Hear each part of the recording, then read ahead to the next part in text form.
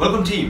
கிரேடா Thunberg 2003 ஜனவரி 3ஆம் தேதி ஸ்டாக்ஹோம் ஸ்வீடன் அதுல பிறந்த இவங்க தன்னை ஒரு சாதாரண குடும்பத்திலிருந்து வந்தாலும் கூட கிளைமேட் ஆக்டிவிஸ்ட் சூழலியல் போராளியாக பிரகடனப்படுத்திக்கிறாங்க. இன்னைக்கு அவங்களுக்கு 22 வயது. 15 வயசுல இருந்து ஸ்கூலுக்கு போற டைம்ல சில நேரங்கள்ல கட் பண்ணிட்டு சூழல் சம்பந்தமாக என்ன ஒரு போராட்டங்கள் இருந்தாலும் தன்னைய கொண்டு போய் அங்க சேர்த்துக்கிறாங்க. உலகளாவிய இளைஞர்களுக்கு மத்தியில ஒரு இயக்கத்தை கட்டமைக்கணும். ஃப்ரைடேஸ் ஃபார் ஃபியூச்சர் அப்படிங்கிறது கிரேடா தன்பர்க் அவங்க உருவாக்குன ஒரு இயக்கம். ஒரு மாற்றத்திற்கு எதிரான போராட்டத்திற்கு வழிகாட்டக்கூடிய இயக்கமாக நம்முடைய இந்த இயக்கம் இருக்கணும் அப்படிங்கிறது அவங்களுடைய ஆர்வம். United Nations, European union parliament's, Davos, United states Congress இந்த இடத்துலலாம் போயிட்டு பேசியிருக்காங்க. நம்மளால ஒரு எஸ்ஸே கூட எழுத முடியல. ஆனா உலக ரீதியாக தன்னுடைய கருத்தை ரொம்ப போல்டா வச்சிருக்காங்க இந்த பெண். You have Stallone my dreams with your empty words அப்படிங்கிறது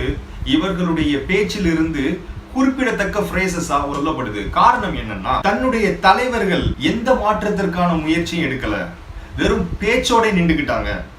இளம் தலைமுறையினர் அப்படின்னு வந்துட்டாலே நாங்கெல்லாம் எதிர்காலத்தை கேள்வியாகவே வச்சு பார்க்கிறோம்.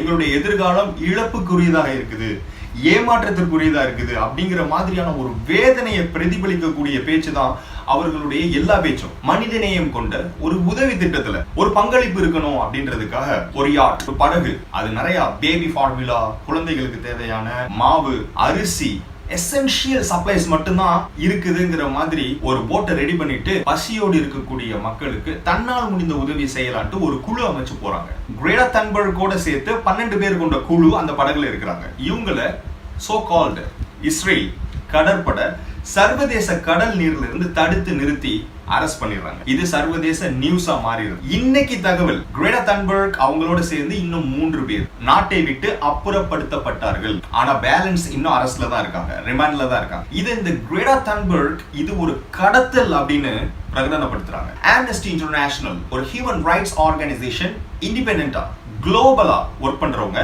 இத கண்டிச்சு சர்வதேச சட்டத்தினுடைய மீறல் அப்படின்னு இந்த இன்சிடென்ட்டை கண்டனமா தெரிவிச்சிருக்காங்க. கிரேடா தன்பர்க் நமக்கு சொல்ற செய்தி என்ன அப்படின்னா, உலக ரீதியாக மனித வெறுப்பு அகற்றப்படணும், மனித மாண்பு வரவேற்கப்படணும், மனித நேயத்திற்கு மதம் என்பது தடை இல்லை, ஆனா பெண்ணா அப்படிங்கிற அந்த பாலினம் தடை இல்லை, மனித மாண்பை ஊக்குவிக்கக்கூடிய அந்த சிந்தனை தான் முக்கியங்கிறது தான் இந்த வீடியோல இருந்து சொல்லப்படக்கூடிய செய்திங்க.